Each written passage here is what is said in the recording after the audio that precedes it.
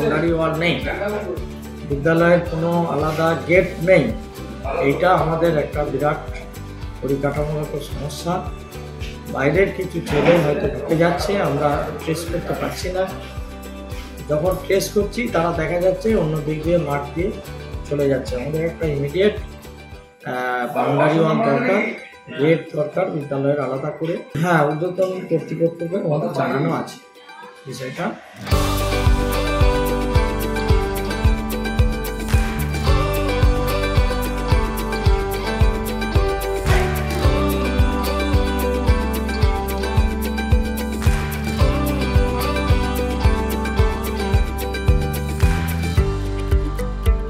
স্কুলে আমাদের স্কুলের মাঠ আছে, বিল্ডিং আছে, ছেলে আছে, কিন্তু ডিসিপ্লিন যেটা, শৃঙ্খলা যেটা, সেটা রাখা খুব কঠিন হয়ে দাঁড়াচ্ছে।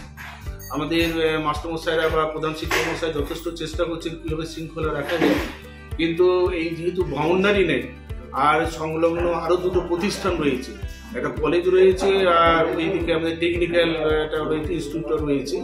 এখানে বিশেষ করে কলেজে যে স্বাধীনভাবে ওদের জীবনযাত্রা ছেলে মেয়েদের মধ্যে, সেই প্রভাব তো আমাদের এখানেও পড়ছে।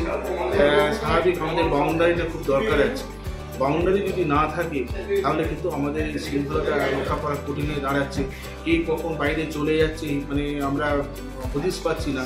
তাদের নিরাপত্তার একটা ব্যাপার আছে, তো ওদের বাড়ি থেকে এসে বাড়িতেই যাচ্ছে না অন্য কোথায় যাচ্ছে সেটাও আমরা বুঝতে পারছি না। সুতরাং আমাদের যে একটা বাউন্ডারি, পাঁচিরটা খুব গুরুত্বপূর্ণ বিষয়।